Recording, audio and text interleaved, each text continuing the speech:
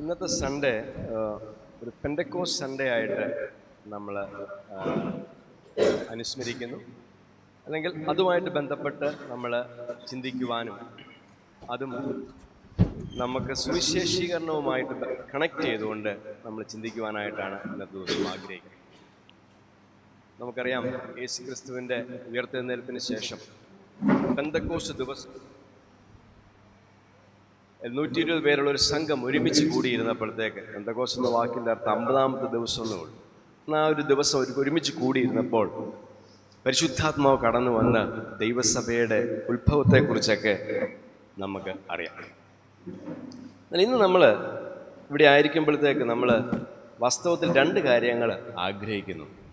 ഞാൻ ഇന്ന് വചനമായിട്ടിരിക്കുമ്പോൾ എൻ്റെ വ്യക്തിപരമായ ജീവിതത്തിലും നമ്മൾ സഭയായിട്ടും 2 കാര്യങ്ങൾ സംഭവിക്കണമെന്ന് ഞാൻ ആഗ്രഹിക്കുന്നു. ഒന്ന്, സുവിശേഷത്തെക്കുറിച്ച് സുവിശേഷം പറയുവാനുള്ള അല്ലെങ്കിൽ നഷ്ടപ്പെട്ടു പോകുന്ന വ്യക്തികളെക്കുറിച്ച് നമുക്ക് വാസ്തവമായിട്ടൊരു ഭാരം ഉണ്ടാവണം. 2, ആ ഭാരത്തിനനുസരിച്ച് നമുക്ക് പ്രവർത്തിപ്പാൻ ആവശ്യമാകുന്ന റിസോഴ്സസ് ദൈവത്തിൻ്റെ പക്കലുണ്ട്. അത് നമ്മൾ അനുഭവിച്ച് അതിൻ്റെ ശക്തിയോടുകൂടെ നമ്മൾ തിരിച്ചു പോകും. അപ്പോൾ ആ 2 പർപ്പസോടുകൂടെ നമ്മൾ ഇന്ന് രാവിലത്തെ സമയത്ത് നമ്മൾ ഒരുമിച്ച് ദൈവവചനത്തിൽ നിന്ന് നമ്മൾ ചിന്തിക്കുവാനായിട്ട് പോകും. യേശു ക്രിസ്തു താൻ ഈ ലോകത്തിലെ ശുശ്രൂഷയ്ക്ക് ശേഷം മരിച്ച് ഉയർത്തെഴുന്നേറ്റ് വീണ്ടും സ്വർഗാരോഹണം ചെയ്യുന്നതിന് മുമ്പായിട്ട് തൻ്റെ ശിഷ്യന്മാർക്ക് എല്ലാ സുവിശേഷത്തിലും നമ്മൾ കാണുന്ന ആഹ്വാനം കൊടുത്തു.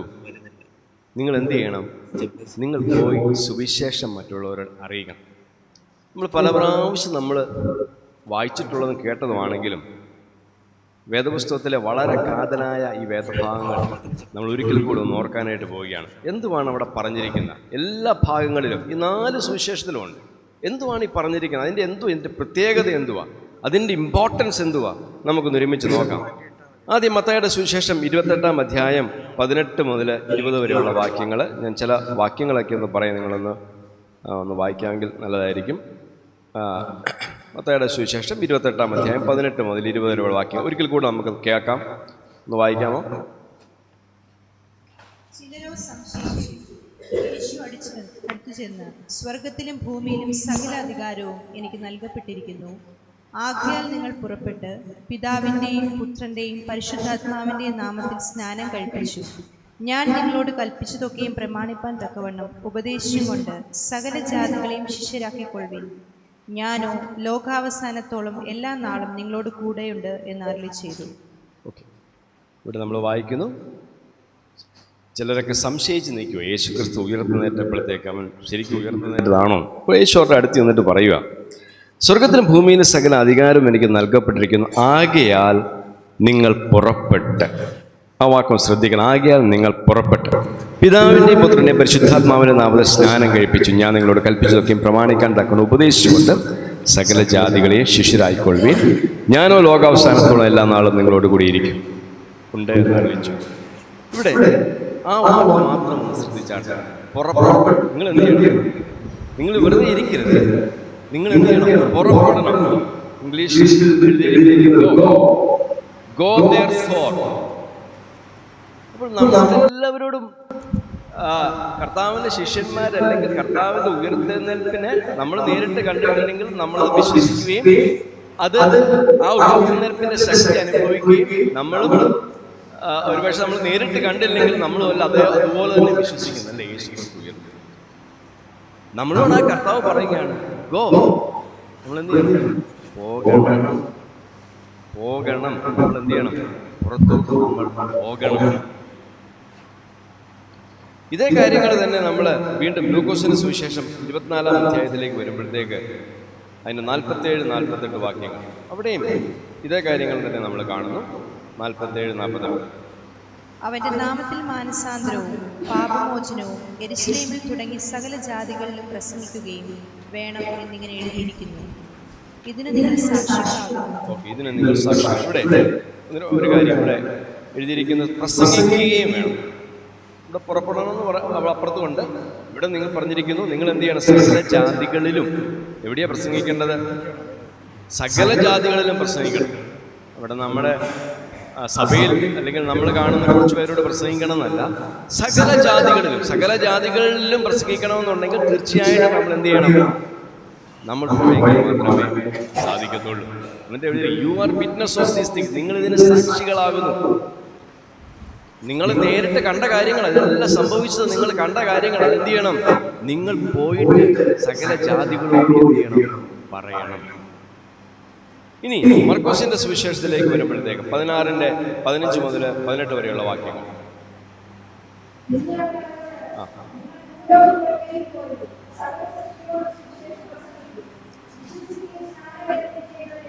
ഓക്കെ, അത് മതി, ബാക്കി നമുക്ക് പിന്നെ വായിക്കാം. പിന്നെ അവരോട് നിങ്ങൾ ഭൂലോകത്തിലെ സകല സൃഷ്ടിയോട്, അവിടെ പറഞ്ഞിരിക്കുന്നു സകല സൃഷ്ടിയോട്. അവിടെ മനുഷ്യർക്ക് മാത്രമല്ല, സകല സൃഷ്ടി എന്നുള്ള സകല ഭൂലോകത്തിലെ സകല ജീവജാലങ്ങളോടും സുവിശേഷം അറിയിക്കുന്ന രീതിയിലാണ് അവിടെ കാണുന്നത്. നിങ്ങൾ എന്ത് ചെയ്യണം? സൃഷ്ടിയോട് സുവിശേഷം പ്രസംഗിപ്പിൻ. ഇനി യോഹന്നാന്റെ സുവിശേഷം 20:21-22. യോഹന്നാന്റെ സുവിശേഷം നോക്കിയാൽ ഈ ഒരു വചനത്തിന്റെ ഈ ഒരു കൽപ്പനയുടെ പ്രാധാന്യം എല്ലാ സുവിശേഷങ്ങളിലും ഇത് എഴുതിയിരിക്കുന്നു. യോഹന്നാന്റെ സുവിശേഷം 20:21-22.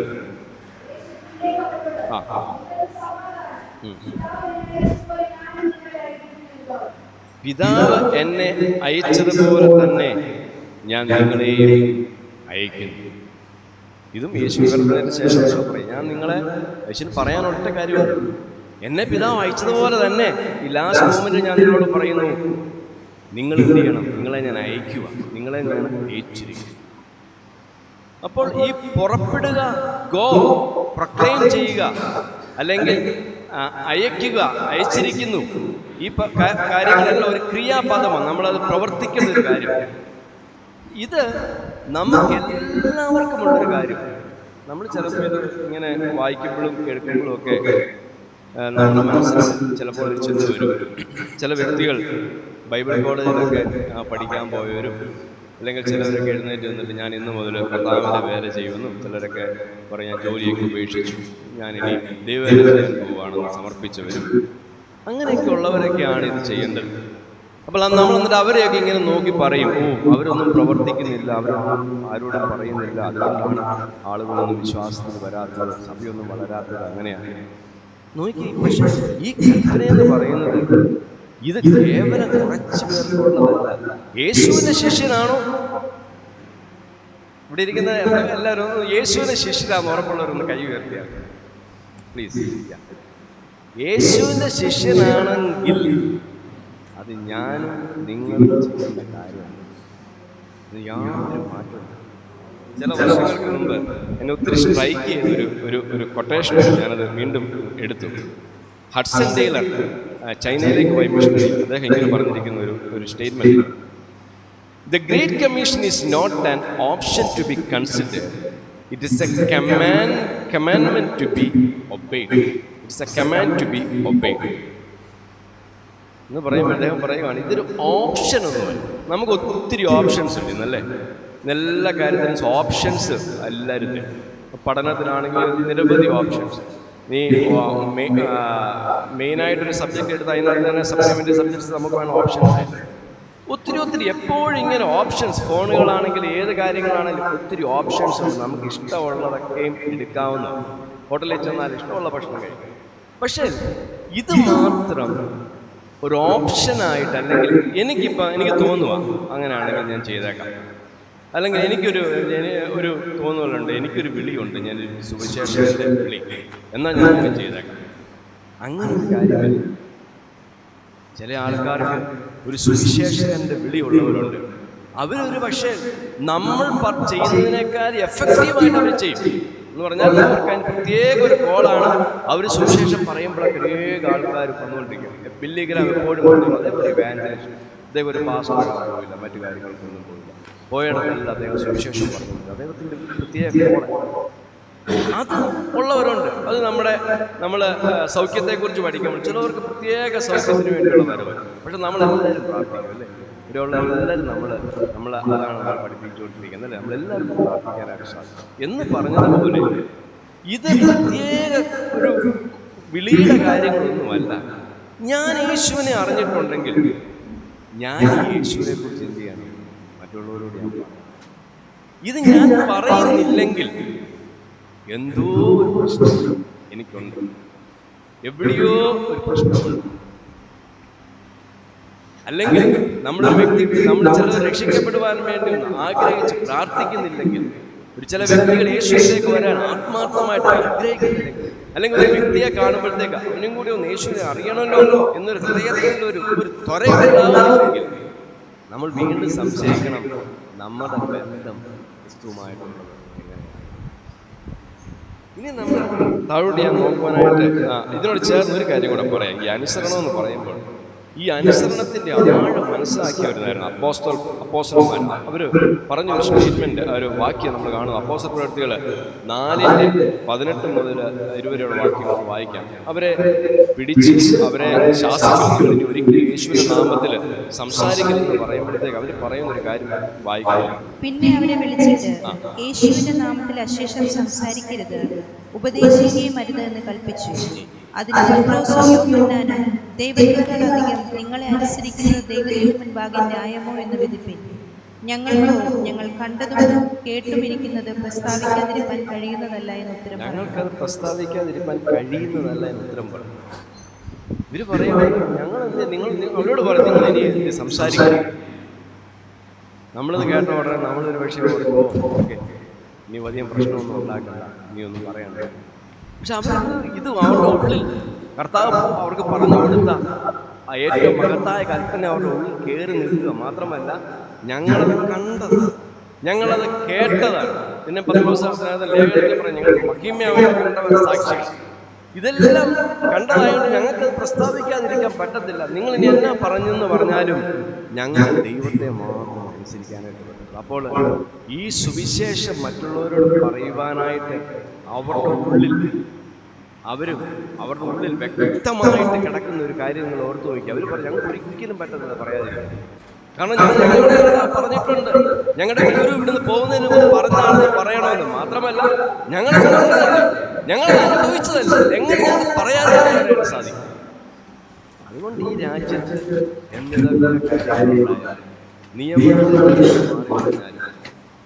ഉള്ളിൽ ഈ ഒരു ഭയങ്കരമായിട്ട് വ്യക്തമായ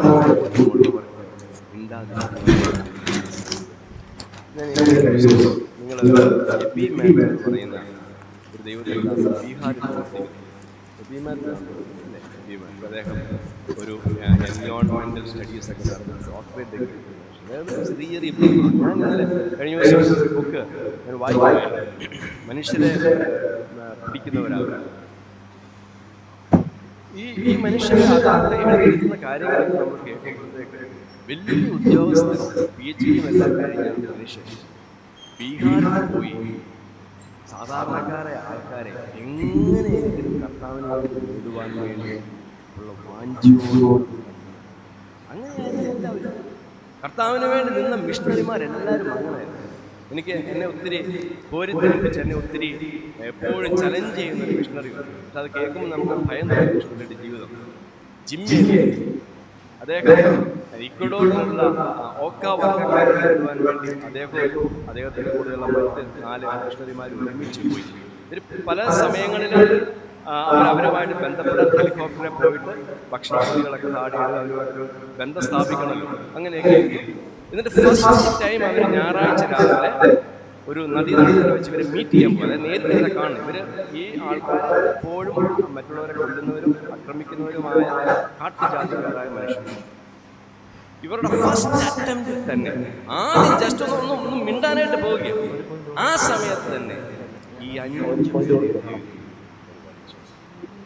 5 വിധവകൾ, ചില മിനിറ്റുകൾ 5 വിധവകൾ. എന്നാൽ അവിടെ ഉണ്ടായിരുന്ന മിഷണറിയുടെ വൈഫ് അവിടെ നിന്നു. അതിനുശേഷം MLA വൈഫ് എല്ലാം അവിടെ പോയി പ്രവർത്തിച്ചു. അതിൽ ഒരു മിഷണറിയെ കൊന്ന അതിൽ ഈ മിഷണറിമാരിലെ കൊന്ന ഒരു വ്യക്തിയെ അവിടെ ആ മരിച്ച മിഷണറിയുടെ മകനെ എന്ത് ചെയ്തു? ഈ കൊന്ന വ്യക്തി സ്നാനപ്പെടുത്തുന്നത്. ഈ കൊന്ന വ്യക്തി അവിടുത്തെ പാസ്റ്ററായി മാറിയിട്ട് ഒരു മിഷണറിയുടെ മകനെ എന്ത് ചെയ്തു? സ്നാനപ്പെടുത്തുവാനിടയായി. അങ്ങനെ നമ്മൾ ഇടയ്ക്കിടയ്ക്ക് ഞാൻ ചില വർഷങ്ങൾക്ക് മുമ്പ് എനിക്ക് ഭയങ്കര ഒരു ഹരമുണ്ട് ഇങ്ങനത്തെ വായിക്കുവാനായിട്ട്. ഞാൻ വായിക്കുവാൻ ആഗ്രഹിക്കുന്നു.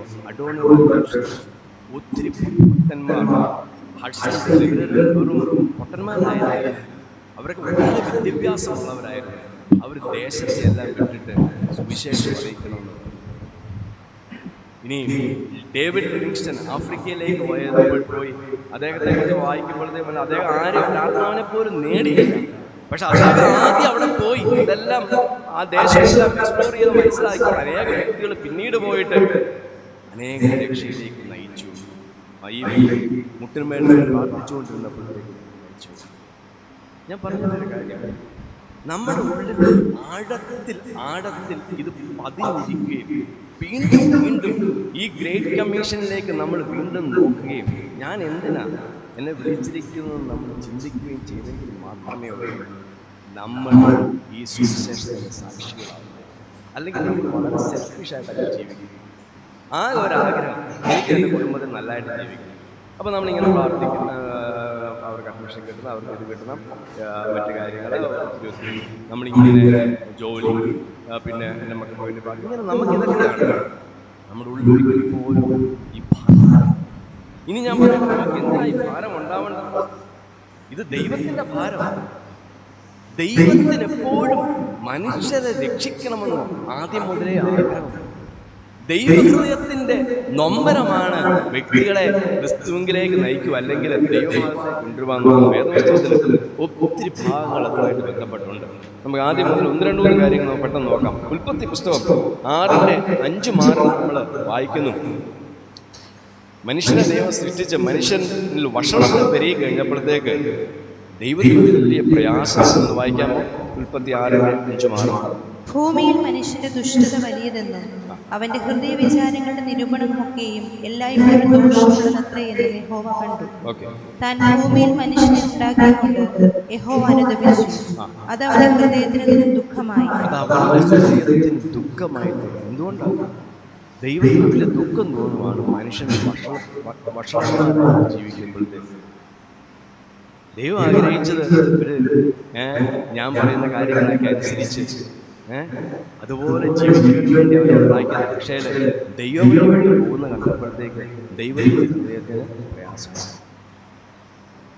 നമ്മുടെ ചുറ്റും പാവം പെരുകുമ്പോഴത്തേക്ക് അനേക വ്യക്തികൾക്ക് ശരിയും തെറ്റും ഏതെന്ന് അറിയാമല്ലോ നടക്കുമ്പോൾ നമ്മൾ ദൈവത്തോട് ചേർന്ന് നിൽക്കണമെന്നുണ്ടെങ്കിൽ അല്ലെങ്കിൽ ഈ ദൈവത്തിന്റെ ഹൃദയത്തിന്റെ നൊമ്പരം നമുക്ക് മനസ്സിലാവുകയും അത് അനുഭവിക്കുമ്പോഴത്തേക്ക് നമുക്ക് വീണ്ടും ഇതിന്റെ പ്രാധാന്യത മനസ്സിലാകത്തുള്ളൂ.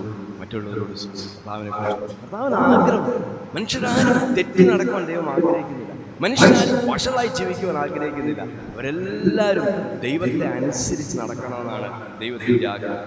ഇനി യെശയ്യാപ്രവചനം 1:2 മുതൽ 6 വരെയുള്ള വാക്യങ്ങൾ നമ്മൾ വായിക്കുമ്പോഴത്തേക്കും അവിടെ ദൈവത്തിന്റെ ഒരു വിലാപം നമുക്ക് അവിടെ കാണാം. അതങ്ങനെ അവിടെ എഴുതി വെച്ചിട്ട് വിലപിക്കുന്നു എഴുതി വെച്ചില്ല. ആ വരികളുടെ ഇടയിൽ കൂടെ വായിച്ച കർത്താവിന്റെ ഒരു പ്രയാസം നമുക്ക് അവിടെ കാണാം. ഒന്ന് വായിക്കാൻ 2 മുതൽ 6 വരെയുള്ള വാക്യങ്ങൾ.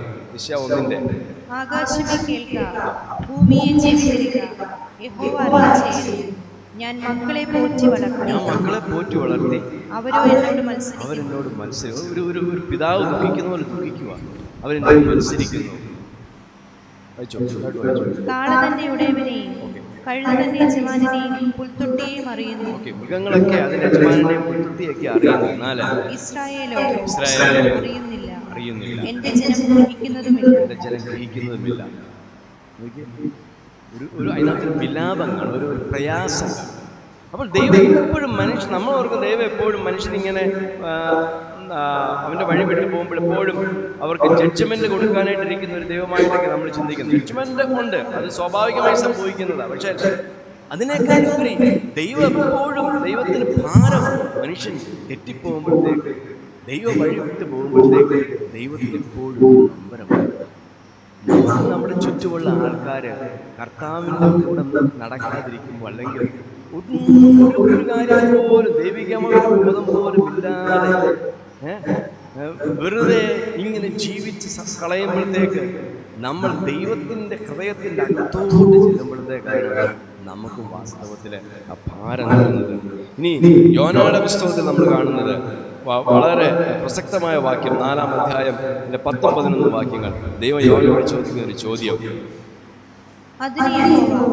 നീ അധ്വാനിക്കുകയോ വളർത്തുകയോ ചെയ്യാതെ ഒരു രാത്രിയിൽ ഉണ്ടായി വരികയും ഒരു രാത്രിയിൽ നശിക്കുകയും ചെയ്തിരിക്കുന്ന ആവണത്തിനെ കുറിച്ച് നിനക്ക് അയ്യോ പാപം തോന്നുന്നുവല്ലോ. നിങ്ങൾക്ക് ആ സ്റ്റോറി അറിയാമല്ലോ. യോനയുടെ ചിന്ത എങ്ങനെയാണെന്ന് പറഞ്ഞാൽ, ഞാൻ പ്രസംഗിക്കുകയൊക്കെ ചെയ്യും, പക്ഷെ കർത്താവ് പറഞ്ഞ കാര്യം ന്യായവിധി നടക്കണം, അല്ലേ? ദൈവം പറഞ്ഞ് ഞാൻ അവരെല്ലാം എന്ത് ചെയ്യുന്നു? ഉന്മൂലനം, ഒരു രാത്രി അവരെ ഉന്മൂലനം കംപ്ലീറ്റ് നശിപ്പിക്കും. പക്ഷെ യോന അങ്ങനെയൊക്കെ പ്രതീക്ഷിച്ചിരിക്കുമോ? പക്ഷെ അങ്ങനെ സംഭവിച്ചില്ല. ഇവര് മാനസാന്തരപ്പെട്ടപ്പോൾ ദൈവത്തിന്റെ പ്ലാൻ അത് ചെയ്തു മാറ്റി. അത് യോനയ്ക്ക് ഡിസപ്പോയിൻമെന്റ് ആയി. നമ്മളൊക്കെ ഇങ്ങനെയാണ്. മനുഷ്യരെപ്പോഴും ഭയങ്കര വലിയ നാശം സംഭവിക്കണം. തെറ്റ് ചെയ്തവരൊക്കെ അതുപോലെ നമ്മൾ പറയും, അവൻ 2 കൈയും വെട്ടി നമ്മുടെ കാല് വെട്ടി അവനെ അതുപോലെ അനുഭവിക്കണം. ശരി, നമ്മൾ ദോഷത്തിൽ നിന്ന് പറയുന്നു. പക്ഷേ കർത്താവിന്റെ ഹൃദയം എന്ന് പറഞ്ഞാൽ ഇപ്പം മാനസാന്തരപ്പെട്ട് കഴിഞ്ഞാൽ എന്നോട് ക്ഷമിക്കണമേ എന്ന് പറയുമ്പോഴത്തേക്ക് അലിയുന്ന ഹൃദയം. നമ്മളാണ് എപ്പോഴും ന്യായവിധിയിലേക്ക് നോക്കി നടക്കുന്നത്. അങ്ങനെ ഇരിക്കുന്ന ഈ യോനയെ പഠിപ്പിക്കാൻ വേണ്ടിയാണല്ലോ ഈ ആമലേക്കൊക്കെ വന്ന് യോന വളരെ സന്തോഷത്തോടുകൂടെ അതിൻ്റെ താഴെ പാർക്കുന്നു. ഈ സമയത്ത് പെട്ടെന്ന് ഒരു പുഴു വന്നിട്ട് ഇതിനെ നശിപ്പിച്ചു കളയുന്നു. വായിച്ചാട്ടെ. എന്നാൽ വലങ്കയും ഇടങ്കയും തിരിച്ചറിഞ്ഞുകൂടാതെ എന്നാൽ വലങ്കയും ഇടങ്കയും തമ്മിൽ തിരിച്ചറിഞ്ഞുകൂടാതെ 1,20,000 ചില്ലുവാനും 1,20,000 ചില്ലുവാനും വലിയൊരു സംഖ്യ, അന്നത്തെ വലിയൊരു സംഖ്യയാണ്. മനുഷ്യരും അനേക മൃഗങ്ങളുമുള്ള മഹാനഗരമായ നിനവയോട് എനിക്ക് അയ്യോ ഭാവം തോന്നരുതോ എന്ന് ചോദിച്ചു. എനിക്ക് ഇങ്ങനെ ഒന്നും തിരിച്ചറിയാൻ മേലാത്ത ഈ ജനങ്ങളോട് എനിക്കൊരു അയ്യോ ഭാവം, എനിക്ക് അവരോട് കമ്പാഷൻ എനിക്ക് തോന്നേണ്ടതല്ലേ.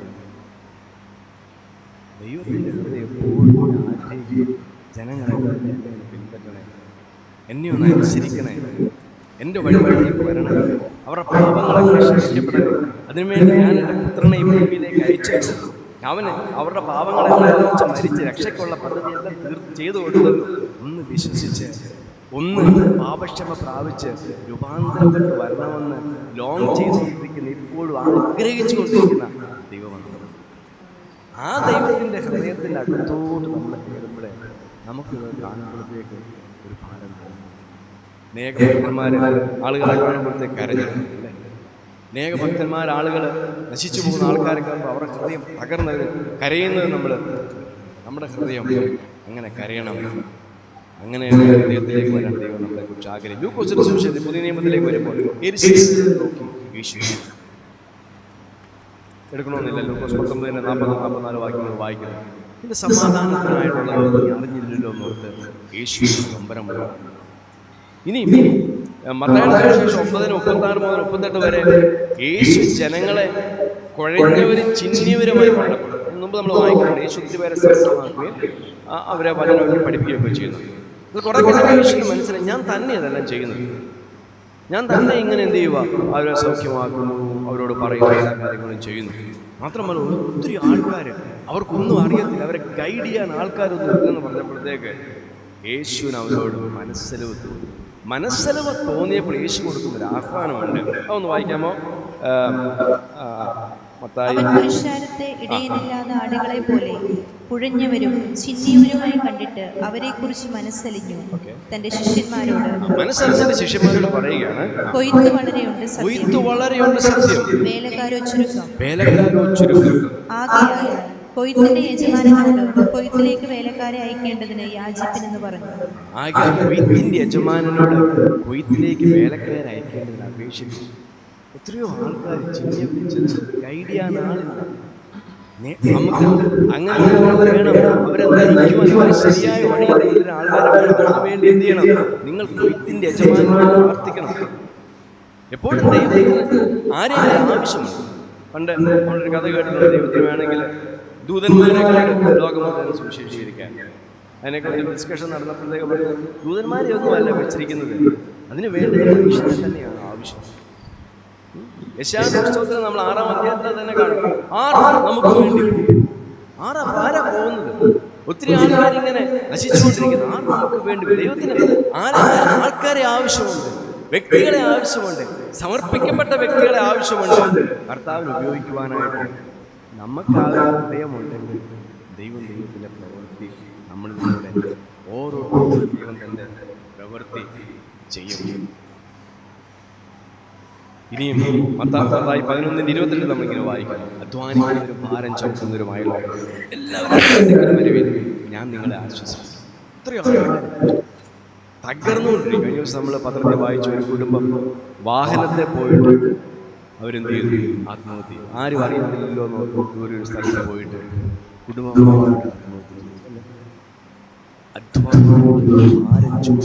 തകർന്നുകൊണ്ടിരിക്കും. ജീവിതത്തിൽ എങ്ങനെയാണ് അവർക്ക് മുമ്പോട്ട് പോകണമെന്ന് അറിയത്തില്ല. എല്ലാം നഷ്ടപ്പെട്ടിരിക്കുന്നു. കടം, മറ്റു ഭാരങ്ങൾ, രോഗങ്ങൾ, പ്രയാസങ്ങൾ.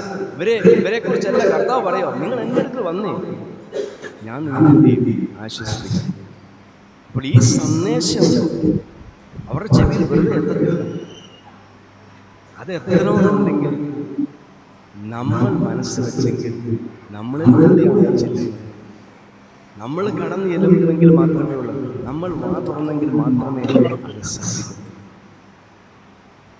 ഇന്ന് നമ്മൾ നമ്മുടെ ഹൃദയം വാസ്തവമായി നമുക്ക് ആ ഒരു ഭാരത്തിലേക്ക്, നമ്മൾ പുറത്തോട്ടേക്ക്, നമ്മൾ ആൾക്കാരെ കാണുമ്പോഴത്തേക്ക് കർത്താവേ, നമ്മുടെ ഹൃദയത്തിൽ ഒരു വാഞ്ച, ഈ വ്യക്തി യേശുവിനെ അറിയണം.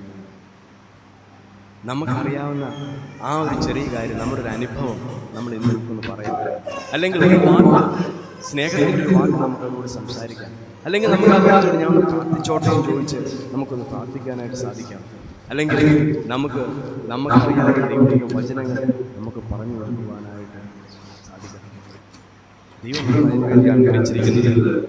ഇനി ഈ ഒരു ഭാരത്തോടെ നമ്മൾ മുന്നോട്ട് പോകുമ്പോൾ നമ്മളെ സഹായിക്കുവാൻ കർത്താവ് നമ്മുടെ കൂടെ ഉണ്ടെങ്കിൽ നമുക്ക് തന്നെ ഇത് ചെയ്യാനായിട്ട് സാധിക്കും.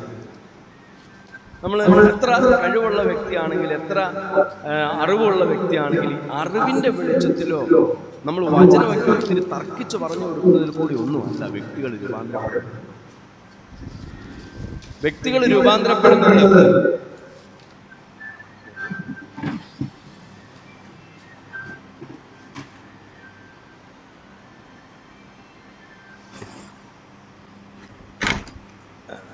രൂപാന്തരപ്പെടുന്നത് നമ്മൾ പറഞ്ഞു, നമുക്ക് ആരെ മാറ്റാൻ സാധിച്ചിട്ടുണ്ടോ? സാധിച്ചിട്ടുണ്ട്. നമ്മൾ പറയാം, ഇപ്പം ഭാര്യ ഒന്ന് മാറണം, ഭർത്താവ് നമ്മളിങ്ങനെ പറഞ്ഞു പറയുമ്പോൾ മാറുന്നില്ല. ശരിയല്ലേ? പിന്നെ നമ്മൾ ശ്രമിക്കും, നമുക്ക് ആരെ മാറ്റാൻ പറ്റും, നമുക്ക് പറയാനായിട്ട് കുറച്ചൊക്കെ പറയാം. എന്നാൽ ഈ മാറ്റം ശരിക്കും സംഭവിക്കണം നമ്മുടെ ഇൻസൈറ്റ്സ്. അത് ദൈവത്തിൻ്റെ പരിശുദ്ധാത്മാവ് നമ്മൾ വചനം പഠിക്കുമ്പോഴത്തേക്ക് പരിശുദ്ധാത്മാവിന് മാത്രമേ അവരെ എന്ത് ചെയ്യത്തുള്ളൂ, മാറ്റുവാനായിട്ട് ശ്രമിച്ചു. അതുകൊണ്ട് നമുക്ക് റിസോഴ്സ് ഉണ്ട് ഈ ശുശ്രൂഷ ചെയ്യുവാനായിട്ട്. അതാണ് നമുക്ക് തന്നെ ഇത് ചെയ്യാനായിട്ട് സാധിക്കത്തില്ല. നമുക്ക് ഈ ശുശ്രൂഷ ചെയ്യുവാനായിട്ട് നമ്മുടെ കൂടെ എപ്പോഴും ഇരിക്കുവാനായിട്ട് കർത്താവ് ഒരാളെ വന്നിട്ടുണ്ട്. അതാണ് ലൂക്കോസിന്റെ സുവിശേഷത്തിൽ നമ്മൾ മുമ്പേ വായിച്ച ആ മഹത്തായ കൽപ്പനയിൽ അവസാന ഭാഗത്ത് പറയും. ഒന്നും കൂടെ വായിക്കാം. അതിന്റെ ലൂക്കോസ് 24:47-49 അവസാന അവന്റെ നാമത്തിൽ മാനസാന്തരവും പാപമോചനവും യെരൂശലേമിൽ തുടങ്ങി സകല ജാതികളിൽ പ്രസംഗിക്കുകയും വേണം എന്നിങ്ങനെ എഴുതിയിരിക്കുന്നു. ഇതിന് നിങ്ങൾ സാക്ഷികളാകുന്നു. എന്റെ പിതാവ് വാഗ്ദത്തം ചെയ്തതിനെ ഞാൻ നിങ്ങളുടെ മേൽ അയക്കും. നിങ്ങൾ ഉയരത്തിൽ നിന്ന് ശക്തി ധരിക്കുവോളം നഗരത്തിൽ പാർപ്പിൻ. നഗരത്തിൽ പാർപ്പിൻ. നിങ്ങളെ സാക്ഷികളാകണം. പക്ഷെ എങ്ങനെ സാക്ഷികളാകാൻ പോകുന്നത്? എൻ്റെ പിതാവ് വാഗ്ദത്തം ചെയ്തതിനെ ഞാൻ നിങ്ങളുടെ മേൽ എന്ത് ചെയ്യും? അയക്കും. നിങ്ങൾ ശക്തി ധരിക്കുവോളം എന്ത് ചെയ്യണം? നഗരത്തിൽ നിങ്ങൾ എന്ത് ചെയ്യണം? ഓർക്കണം, നിങ്ങൾ അവിടുന്ന് പോകരുത്. ഈ ശക്തിയുമായിട്ട് മാത്രമേ നിങ്ങൾ പോകാവൂ. നമ്മൾ യോഹന്നാന്റെ സുവിശേഷം 14:16 നമ്മൾ കർത്താവ് പറഞ്ഞിട്ടുണ്ട്, ഞാൻ മറ്റൊരു കാര്യസ്ഥനെ നിങ്ങൾക്ക് അയക്കും, എന്നോടുകൂടി ഇരിക്കുന്നത്. അപ്പോൾ മറ്റൊരു കാര്യസ്ഥൻ എന്ന് പറയുമ്പോൾ നിങ്ങൾ ഒരു വ്യക്തിയാണ്, അല്ലെങ്കിൽ നമ്മൾ പരിശുദ്ധാത്മാവിനെ കുറിച്ച് നമ്മൾ പഠിച്ചതാണ്, മനസ്സിലാക്കിയതാണ്. പരിശുദ്ധാത്മാവെന്ന് പറയുമ്പോഴേ ഓണം ശക്തിയല്ല, ശക്തിയുണ്ട് പരിശുദ്ധാത്മാവ് വ്യക്തി. പക്ഷേ ഇതിനേക്കാൾ ഇതാരാ? ഒരു വ്യക്തിയാണ്. ഈ വ്യക്തി നമ്മുടെ കൂടെ ഉണ്ട്. നമ്മൾ തുറക്കുമ്പോഴത്തേക്ക്, നമ്മൾ ആഗ്രഹിക്കുമ്പോഴത്തേക്ക്, നമുക്കൊരു വാഞ്ച ഉള്ളിലോട്ട് വരുമ്പോഴത്തേക്ക്, ഈ വ്യക്തിയോടൊന്ന് സംസാരിക്കാൻ തോന്നുമ്പോഴത്തേക്ക് ഈ വ്യക്തി എന്ത് ചെയ്യും? ഈ കാര്യസ്ഥൻ നമ്മളെ എന്ത് ചെയ്യും? സഹായിക്കും. നമ്മളല്ല പറയുന്നത്. ഞങ്ങൾ ഏറ്റുമാനൂർ പ്രവർത്തിച്ചുകൊണ്ടിരുന്ന സമയത്ത് ഞങ്ങൾ ഒത്തിരി പുതിയതായ ഒരു സ്ഥലമാണ്. കാരണം എൻ്റെ വീടിനൊക്കെ അടുത്താണെങ്കിൽ എനിക്ക് ആ സ്ഥലത്ത് ആൾക്കാരൊന്നും അറിയുന്നു. അങ്ങനെയാണ് ഈ സ്ഥലത്ത് പ്രവർത്തനം ഞങ്ങൾ തുടങ്ങിയത്. അപ്പോൾ അവിടെയുള്ള ഒത്തിരി വ്യക്തികളെ കണ്ടുമുട്ടിയതല്ല, ദൈവത്തിന്റെ പരിശുദ്ധാത്മ നമ്മളെ ഗൈഡ് ചെയ്യുന്നതനുസരിച്ച് നമ്മളിങ്ങനെ ഓരോ വഴികളിൽ കൂടിയൊക്കെ പോകും. ഇങ്ങനെയൊക്കെ പോയി കഴിയുമ്പോഴത്തേക്ക് നമ്മളെ ഓരോ വ്യക്തികളെ എന്ത് ചെയ്യുക? നമ്മളിങ്ങനെ കണ്ടുമുട്ടും. അപ്പോൾ പരിശുദ്ധാത്മാവാണ് നമ്മളെ ചില വ്യക്തികളെ കണ്ടുമുട്ടിക്കുന്നത്, ചില ഡിവൈൻ അപ്പോയിൻമെന്റ്സ് തരുന്നത്. അങ്ങനെ നമ്മളിങ്ങനെ ആഗ്രഹിക്കുമ്പോൾ നമ്മൾ അറിയാതെ ചില വ്യക്തികളെയൊക്കെ നമ്മളിങ്ങനെ കാണാനായിട്ട്, ചില വളരെ മീഡിയ ആൾക്കാരെയൊക്കെ നമ്മൾ മീറ്റ് ചെയ്യുവാനായിട്ട്, ഇതിനെല്ലാം നമ്മുടെ ഹൃദയത്തിൽ ഒരു താല്പര്യം വരുമ്പോഴത്തേക്കാണ് കർത്താവാണ് നമ്മളിൽ കൂടെ പ്രവർത്തിക്കുന്നത്. പരിശുദ്ധാത്മാവാണ് നമുക്ക് അതിനുള്ള ശക്തി നൽകുന്നത്. അത് തന്നെയാണ് നമ്മൾ അപ്പോസ്തല പ്രവൃത്തി 1:8 വായിക്കുന്നത്. പരിശുദ്ധാത്മാവ് നിങ്ങളുടെ മേൽ വരുമ്പോൾ എന്ത് ചെയ്യും? നിങ്ങൾ ശക്തി ലഭിച്ചിട്ട് യെരൂശലേമിലും യഹൂദയിലും ശമരിയിലും ഭൂമിയുടെ അറ്റത്തോളം, ആദ്യം വീട് മുതൽ തുടങ്ങും അല്ലേ? യെരൂശലേമിൽ, യഹൂദയിൽ, ശമരിയ കുറച്ചുകൂടെ മാറി ഭൂമിയുടെ അറ്റം വരെ. ഇതിന് എപ്പോഴും അങ്ങനെയാണ്. ഇത് കർത്താവ് നമ്മൾ ത്രൂ ഔട്ട് സുവിശേഷങ്ങളും എല്ലായിടത്തും കാണുന്നത് ഇത് ഇവിടെ മാത്രം നിൽക്കുന്നതല്ല. അങ്ങ് എന്ത് ചെയ്യണം? അങ്ങേ അറ്റം വരെ എല്ലാ വ്യക്തികളിലേക്ക് എന്ത് ചെയ്യണം? ഇങ്ങനെ പോയിക്കൊണ്ടിരിക്കണം എന്നുള്ളതാണ്. അപ്പോൾ അവിടെ എഴുതിയിരിക്കുന്നു, പരിശുദ്ധാത്മാവ് നിങ്ങൾക്ക് ശക്തി ലഭിച്ചിട്ട് നിങ്ങൾ എന്ത് ചെയ്യും? നിങ്ങൾ സാക്ഷികളാകും. അതിനകത്ത് വേറൊരു കാര്യമുണ്ട്. ഈ പരിശുദ്ധാത്മാവ് നമ്മൾ വാസ്തവത്തിൽ നമ്മളെ മുഴുവനായിട്ട് കൺട്രോൾ ചെയ്യാൻ തുടങ്ങുമ്പോഴത്തേക്ക് നമുക്ക് സാക്ഷ്യം വഹിക്കാതിരിക്കാൻ പറ്റത്തില്ല. പിന്നെ കർത്താവ് തന്നെ പരിശുദ്ധാത്മാവിനെ കുറിച്ചും യോഹന്നാൻ സുവിശേഷത്തിലൊക്കെ പഠിപ്പിക്കുമ്പോൾ പറയുന്നുണ്ട്, പരിശുദ്ധാത്മാവ് എന്നെ കുറിച്ച് എന്ത് ചെയ്യും? സാക്ഷ്യം പറയും. അപ്പോൾ പരിശുദ്ധാത്മാവ് നമ്മളിൽ വാസ്തവമായിട്ടും നിറഞ്ഞു കഴിയുമ്പോഴത്തേക്ക് നമ്മൾ അറിയാതെ പറഞ്ഞു പോകും. അറിയാതെ നമുക്ക് എന്ത് ചെയ്യും? നമുക്ക് വ്യക്തികളുടെ അടുത്തേക്ക് നമ്മൾ പോകും. അല്ല, നമ്മൾ ആരെങ്കിലും കാണുമ്പോഴൊക്കെ നമ്മൾ എന്ത് ചെയ്യും? സംസാരിക്കും. നമ്മൾ ഈ കർത്താവെങ്കിലേക്ക് നമ്മൾ വന്ന സമയം എല്ലാവരും ഓർക്കണം. യേശുവിനായിട്ട് നിങ്ങളെ സമർപ്പിച്ച് രക്ഷിക്കപ്പെട്ട ആ സമയങ്ങളിൽ നമ്മളോട് ആരും പ്രത്യേകിച്ച് ചിലപ്പോൾ ഇങ്ങനെ ഒന്നും പറഞ്ഞു കാണില്ല, നീ പറയണം, നമ്മൾ പിന്നെ ആയിരിക്കും പഠിച്ച ശേഷം പറയേണ്ട പ്രാധാന്യം. പിന്നെ നമ്മളിങ്ങനെ അറിയാതെ നമ്മുടെ സ്നേഹിതരോടൊക്കെ എനിക്കിങ്ങനെ ഉണ്ടായ മാറ്റം ഞാനിപ്പോഴും ഓർക്കുന്നുണ്ട്. ഞാനിങ്ങനെ എൻ്റെ കൂട്ടുകാരെയൊക്കെ കാണാൻ വേണ്ടി സൈറ്റിലേക്ക് പോവുകയും ട്രാക്ടർ എടുക്കുക, അതൊന്നും നമ്മൾ പ്രത്യേകിച്ച് ആരും പറഞ്ഞിട്ടില്ല. നമുക്കെന്തോ ഒരു ആഗ്രഹം വരുവാണ്, നമ്മളെപ്പോലെ എന്ത് ചെയ്യും? ഇവർക്കൊക്കെ ഒരു വരണം. അങ്ങനെയാണ് ഗോസ്പൽ എന്ന വാക്ക് തന്നെ ഉണ്ടായത്. ആദ്യകാലത്ത് ആളുകൾ എന്ത് ചെയ്യും? ഗോസിപ്പ് ചെയ്യുന്ന പോലെ അല്ലേ? നമ്മൾ വെറുതെ നമ്മൾ അനുഭവിച്ച കാര്യങ്ങൾ പറയുക. ചിലപ്പോൾ എനിക്ക് തോന്നുന്നത് ചില വ്യക്തികൾക്ക് ശരിക്കും പറഞ്ഞാൽ അതിനുള്ള ഗിഫ്റ്റ് ശരിക്കും ഉണ്ട്. കാരണം നിങ്ങൾ ശരിക്കും സംസാരിക്കാറില്ലേ? നിങ്ങൾ ആലോചിച്ചു, നിങ്ങൾ സംസാരിക്കാൻ വിഷയങ്ങളില്ലാതെ പോലെ നിങ്ങൾ സംസാരിക്കുന്നത്. പക്ഷെ വളരെ റെയറായിട്ട് നമ്മൾ യേശുവിനെ കുറിച്ച് പറയുന്നത് ഇതിൻ്റെ ഇത് വേറെ പ്രത്യേകിച്ച് ഉണ്ടാക്കുന്നതല്ല. അപ്പോൾ ഞങ്ങൾ കഴിഞ്ഞ ഞായറാഴ്ച കിടന്നപ്പോഴത്തേക്ക് ഞങ്ങൾ ഇങ്ങനത്തെ ചില കാര്യങ്ങളൊക്കെ കേട്ടു. ഞങ്ങൾ എൻ്റെ വ്യക്തിപരമായ ജീവിതത്തിൽ ഇങ്ങനെ ചില കാര്യങ്ങളൊക്കെ ആയിരിക്കും നമ്മളിങ്ങനെ ഓട്ടോമാറ്റിക്കലി പറയും. ഇത് പ്രത്യേകിച്ച് ആരും നമ്മളെ പറഞ്ഞ് പഠിപ്പിച്ച് പറയുമല്ലോ. അങ്ങനെ സുവിശേഷം പറയാം, നമുക്ക് അതിൻ്റെതായ രീതികളിലൊക്കെ പറയാം. പക്ഷെ ഇത് ഓട്ടോമാറ്റിക്കായിട്ട് നമ്മൾ അനുഭവങ്ങൾ പറയും. പരിശുദ്ധാത്മാവ് നമ്മൾ വരുമ്പോഴത്തേക്ക് നമ്മൾ സാക്ഷികളാകുന്ന പറയുമ്പോഴത്തേക്ക് ഓട്ടോമാറ്റിക്കായിട്ട് നമുക്കറിയാതെ എന്തെങ്കിലുമൊക്കെ നമുക്കറിയാതെ പറഞ്ഞു. ഞാൻ എപ്പോഴൊക്കെ വലിയൊരു സാന്നിധ്യം അനുഭവ സമയങ്ങളിലൊക്കെ ഞങ്ങൾ മുന്നോട്ട് പോയപ്പോഴൊക്കെ ഞാൻ ചില വ്യക്തികൾക്ക് വേണ്ടിയൊക്കെ പ്രാർത്ഥിക്കുകയും സുവിശേഷം അപ്പം എന്നോടായാലും പറഞ്ഞിട്ടാണ് അങ്ങനെ പോയി പറയണത്. നമ്മുടെ ഉള്ളിൽ വരുന്ന പ്രേരണ. എന്നാൽ നമ്മൾ പലപ്പോഴും സംഭവിക്കും, നമ്മൾ ദൈവത്തിൻ്റെ ആത്മാവുമായിട്ട് നമ്മുടെ റിലേഷൻഷിപ്പ് ചിലപ്പോൾ കുറയുമ്പോഴത്തേക്കൊക്കെയാണ് നമുക്ക് ഒന്നും ചിന്തയില്ലാതെ വരും. ദൈവത്തിൻ്റെ ആത്മാവിനെ കുറിച്ച് നമ്മൾ നടക്കുമ്പോഴത്തേക്ക് നമുക്ക് വീണ്ടും വീണ്ടും ആഗ്രഹമാണ് കർത്താവിനെ കുറിച്ച് എന്ത് ചെയ്യണം, മറ്റുള്ളവരോട് പറയണം, മറ്റുള്ളവർക്ക് വേണ്ടി പ്രാർത്ഥിക്കണം എന്നുള്ള വാഞ്ച നമുക്ക് ഉണ്ടാകും. ഇങ്ങനെ തന്നെയാണ് ശുശ്രൂഷിച്ചത്. യേശു ക്രിസ്തുവിനെ കുറിച്ച് നമ്മൾ ശുശ്രൂഷിച്ച് വായിക്കുന്നുണ്ട്. അവൻ ആത്മാവ് നിറഞ്ഞവനായിട്ടാണ് അവൻ യോർദാൻ വിട്ടുപോയത്. അല്ലെങ്കിൽ നമുക്കറിയാം, സ്നാനത്തിന് ശേഷം പരിശുദ്ധാത്മാവ്. അതിനുശേഷം മരുഭൂമിയിൽ പരീക്ഷിക്കപ്പെടും. പരീക്ഷയെല്ലാം കഴിഞ്ഞിട്ട് അവിടെ ഇരിക്കാം. ആത്മാവ് നിറഞ്ഞവനായിട്ട് എന്ത് ചെയ്തു? നസറത്തിലേക്ക് ആദ്യം ശുശ്രൂഷ ചെയ്തു. അവിടെ എടുത്ത് വായിച്ച ഭാഗത്ത് തന്നെ അവന് എഴുതിയിരിക്കുന്നു, ദരിദ്രന്മാരുടെ സുവിശേഷം അറിയിപ്പാൻ കർത്താവ് എന്നെ എത്തിയിരിക്കുന്നു, അഭിഷേകം ചെയ്തു. ഇനി യേശുക്രിസ്തുവിന്റെ ശുശ്രൂഷയെക്കുറിച്ച് പത്രോസ് അപ്പോസ്തലൻ കൊർന്നേലിയോസിന്റെ ഭവനത്തിൽ വെച്ച് ഇങ്ങനെ പറഞ്ഞിരിക്കുന്നത്, നസറേനായ യേശുവിനെ ദൈവം പരിശുദ്ധാത്മാവിനാൽ ശക്തിയാൽ അഭിഷേകം ചെയ്തു. ദൈവം അവനോട് കൂടി ഇരുന്നു കൊണ്ട് അവൻ നന്മ ചെയ്ത് വിവരം തന്നെ നിങ്ങൾ അറിയുന്നു. എങ്ങനെയാണ്? നസറേനായ യേശുവിനെ ദൈവം, യേശുക്രിസ്തു ദൈവപുത്രനാണ്, ദൈവമാണ്. എങ്കിലും ഭൂമിയിലായിരുന്നപ്പോൾ പരിശുദ്ധാത്മാവിന്റെ ബന്ധത്തിലായിരുന്നു. പരിശുദ്ധാത്മാവിനാലും ശക്തിയാലും അഭിഷേകം. ഇനി നമ്മൾ നമ്മൾ വെറുതെ ഇരുന്ന് അപ്പോസ്തല പ്രവൃത്തികൾ ആദ്യം മുതൽ അവസാനം വരെയുള്ള അധ്യായങ്ങൾ വായിക്കണം. മുഴുവൻ പരിശുദ്ധാത്മാവിന്റെ ശുശ്രൂഷ. പത്രോസിന്റെ ആദ്യത്തെ പ്രസംഗം തന്നെ 3000 എന്ത് ചെയ്തു? കർത്താവിലേക്ക് കടന്നു.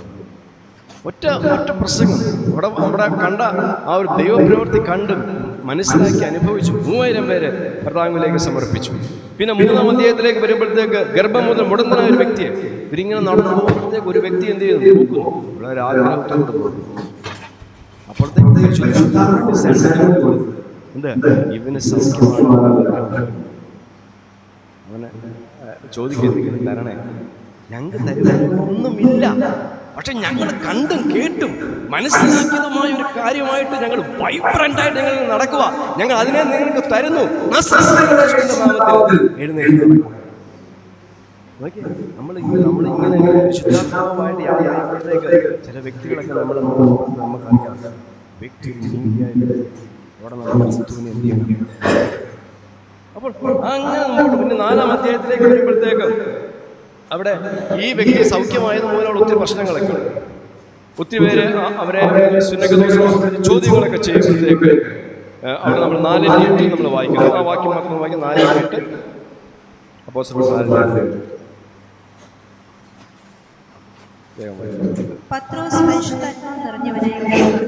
പത്രോസ് പരിശുദ്ധാത്മാവ് നിറഞ്ഞവനായിട്ട് വലിയൊരു സർമ്മൺ അവിടെ നടന്നു. ആളുകളെല്ലാം ചോദ്യം ചെയ്യും, നീ എന്തുകൊണ്ടായി ചെയ്തത്? ഏത് നാമത്തിലാണ് ഇതൊക്കെ ചെയ്തത്? അപ്പോൾ ദൈവത്തിന്റെ ആത്മാവ് അവിടെ നിറയ്ക്കുന്നു. വീണ്ടും നിറഞ്ഞവനായിട്ട് പത്രോസ് അവിടെ സംസാരിച്ചു. അതിനുശേഷം ഇവരോട് പറഞ്ഞു, നിങ്ങൾ ഇനി ഈ നാമത്തിൽ അശേഷം സംസാരിക്കില്ല. അവർ പറഞ്ഞു, അങ്ങനെ പറ്റത്തില്ല, ഞങ്ങൾക്ക് ദൈവത്തെ മാത്രമേ അനുസരിക്കാൻ പറ്റത്തുള്ളൂ. പിന്നെ 4:29-31 വരെയുള്ള വാക്യങ്ങൾ അവരെല്ലാം ഒരുമിച്ചിട്ട് പ്രാർത്ഥിക്കും. വളരെ ഭാരത്തോടുകൂടി അവർ പ്രാർത്ഥിക്കുമ്പോഴത്തേക്ക് അത് നല്ലൊരു വാക്യങ്ങളാണ്. വായിക്കാമോ? 29 മുതൽ 31 വരെ. ഇപ്പോഴും കർത്താവേ, അവരുടെ വീക്ഷണങ്ങളെ നോക്കണമേ. സൗഖ്യമാകുവാൻ നിന്റെ കൈ നീട്ടുന്നതിനാലും നിന്റെ പരിശുദ്ധദാസനായ യേശുവിന്റെ നാമത്തിൽ അടയാളങ്ങളും അത്ഭുതങ്ങളും ഉണ്ടാകുന്നതിനാലും നിന്റെ വചനത്തോടും കൂടെ പ്രസ്താവിക്കാൻ നിന്റെ ദാസന്മാർക്ക് കൃപ നൽകണമേ. പൂർണ്ണ ശക്തിയോടുകൂടി കൃപ നൽകണമേ എന്ന് ഹൃദയത്തിൽ നിന്ന് പ്രാർത്ഥിക്കുമ്പോൾ ഇങ്ങനെ പ്രാർത്ഥിച്ചപ്പോൾ അവർ കൂടിയിരുന്ന സ്ഥലം കുലുങ്ങി. എല്ലാവരും പരിശുദ്ധാത്മാവ് നിറഞ്ഞവരായി ദൈവവചനം ധൈര്യത്തോടെ പ്രസ്താവിച്ചു. പരിശുദ്ധാത്മാവോട് നമ്മളിലേക്ക് വരുന്നോറും നമുക്ക് ധൈര്യം കിട്ടുകയാണ്. നമ്മുടെ ഭയം മാറുകയാണ്, നമ്മുടെ സംശയം മാറുകയാണ്, നമുക്ക് നമ്മളെക്കുറിച്ചുള്ള ചിന്തകൾ മാറുകയാണ്. നമ്മുടെ ഭാരങ്ങളൊന്നും വലുതല്ല, ആഗ്രഹമുള്ളൂ. ചില വ്യക്തികളൊക്കെ യേശുവിലേക്ക് വരണം, അവരും ക്രിസ്തുവിന്റെ സ്നേഹം അറിയണം, അവർക്ക് രൂപാന്തരമുള്ള സൗഖ്യമുണ്ടാവണം. തകർച്ചയുടെ കുടുംബങ്ങളൊക്കെ എന്ത് ചെയ്യണം? വിടുവിക്കപ്പെടണം. അറിയാൻ ഈ ഭാരം ഇങ്ങനെ വരികയാണ്. ഇനി നമ്മൾ ഇതുപോലെ ഒത്തിരി കാര്യങ്ങളുണ്ട്. അപ്പോസ്തലപ്രവൃത്തി 13-ാം അധ്യായത്തിൽ വരുമ്പോൾ പരിശുദ്ധാത്മാവ് വേർതിരിക്കും. പൗലോസിനെയും ബർണ്ണബാസിനെയും അവിടെ എഴുതിയിരിക്കും. പരിശുദ്ധാത്മാവ് എന്ത് ചെയ്തു? പ്രത്യേക ശുശ്രൂഷയ്ക്കായിട്ട് അവരെ എന്ത് വേർതിരിച്ചു? ഒരു വ്യക്തി വന്നിട്ട് കമ്മീഷൻ ചെയ്യുക, മാറ്റി നിർത്തുക. പരിശുദ്ധാത്മാവ് എന്ന കാര്യസ്ഥൻ ആ വ്യക്തി വന്നിട്ട് പറയുന്നു, ഞാൻ ഇതിനു വേണ്ടി ശുശ്രൂഷയ്ക്കായിട്ട് വിടുന്നത്.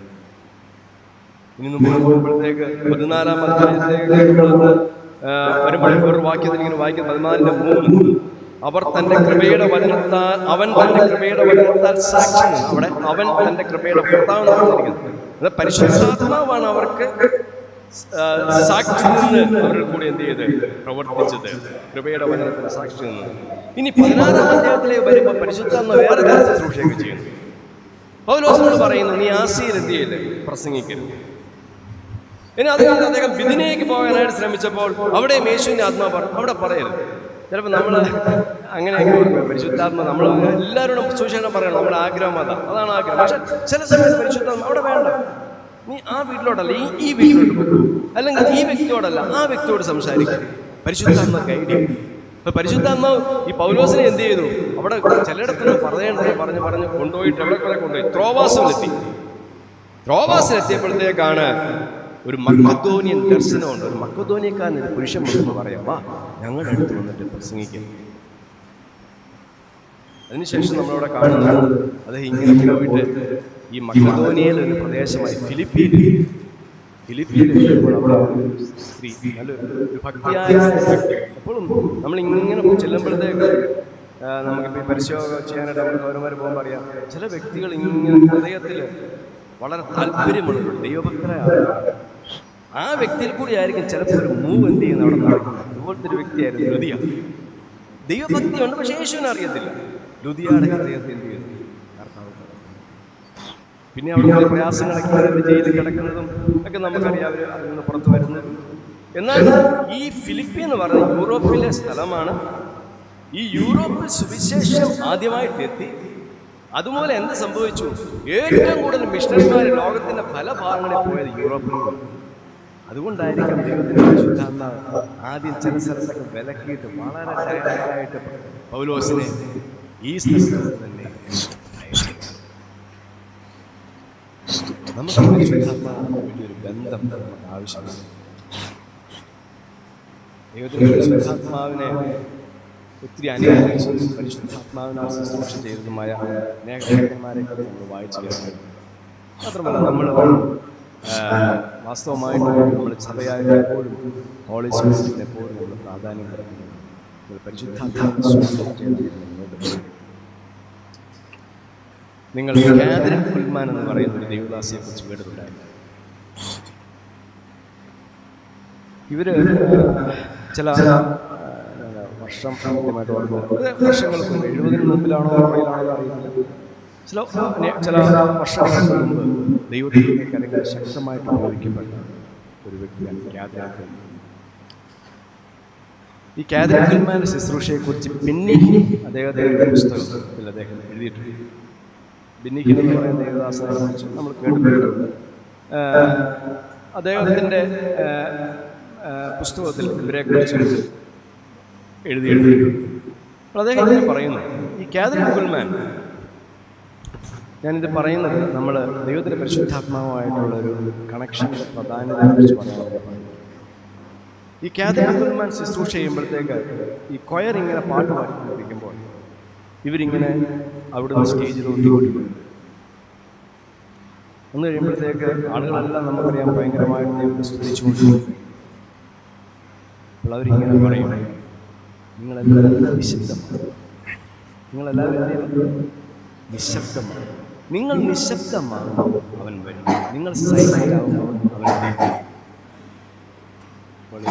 ഇങ്ങനെ വളരെ ഡിസ്ക്രൈബ് ഇവിടെ പിയോന വായിക്കുന്ന ഒരു ചാർലി എന്ന് പറയുന്ന ഒരു സംഭവമാണ്. അദ്ദേഹത്തിൻ്റെ ഈ പിയോനയുടെ വായന മാത്രം കേൾക്കാം, എന്നാൽ മറ്റുള്ളവരൊക്കെ ഇങ്ങനെ അത് ശാന്തമായി സ്തുതിക്കുന്നുണ്ട്. അവരോട് ശാന്തമാകാൻ. അതിൽ ഒരു വ്യക്തി വീണ്ടും ദൈവത്തെ ഇങ്ങനെ സ്തുതിച്ചുകൊണ്ടിരിക്കുന്നു. ഇവിടെ കുറച്ചും കൂടെ ശക്തമായിട്ട് ശാന്തമായി കുറെ കഴിയുമ്പോഴത്തേക്ക് ഏറ്റവും നേർന്ന സ്വരം ഈ പിയാനോ സ്വരം മാത്രമേ കേൾക്കുന്നു.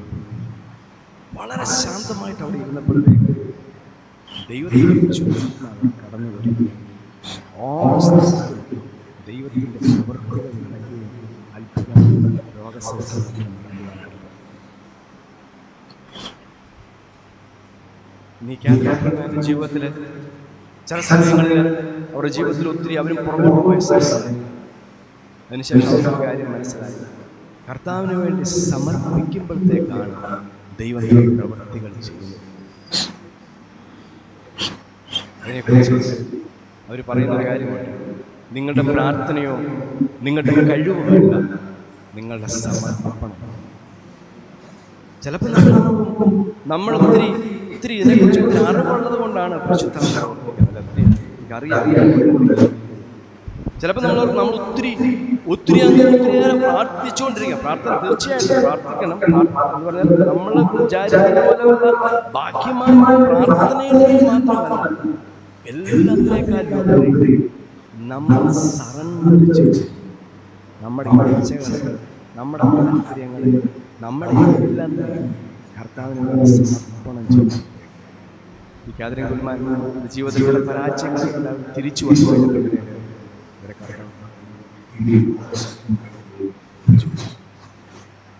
ഇതിനെക്കുറിച്ച് വീണ്ടും എഴുതിയിരിക്കുന്നു. കുൽമാൻ ചെയ്തതുപോലെ സൗഖ്യമാകുവാൻ നമ്മളോട് കർത്താവ് നമ്മളെ വിളിച്ചു കാണുക എന്ന് പറഞ്ഞാൽ അതുപോലത്തെ ഒരു വലിയൊരു ഹീലിംഗ് ക്രൂസൈഡ്സ്. എന്നാൽ വില നോക്കാതെ, ശ്രദ്ധിക്കണേ വാങ്ങുക, എന്നാൽ വില നോക്കാതെ സകല ദൈവത്തിന് കൊടുക്കുവാൻ നാം മനസ്സുള്ളവരാണെങ്കിൽ, എന്നാൽ വില നോക്കാതെ സകലവും ദൈവത്തിന് കൊടുക്കുവാൻ മനസ്സുള്ളവരാണ്. ദൈവം നമ്മുടെ ജീവിതങ്ങളെ അഭിഷേകിച്ചു. പരിശുദ്ധാത്മാവിന്റെ അത്യന്ത ശക്തിയാണ് ദൈവത്തിന് വേണ്ടി വൻകാര്യങ്ങൾ ചെയ്യുവാൻ നമുക്ക് കർത്താവ് നിങ്ങൾ എന്നേക്കാൾ അധികം എന്നേക്കാൾ. എന്നാൽ നമ്മൾ ആദ്യം ഓർത്താൽ സുവിശേഷത്തിനായിട്ട് സുവിശേഷം മറ്റുള്ളവർക്ക് അറിയണമെന്ന് ദൈവമാണ് ദൈവത്തിൻ്റെ നമ്മളെ ശേഖരിക്കുക, നമ്മളെ ഉപയോഗിക്കുക ദൈവത്തിൻ്റെ ആത്മാവാണ്.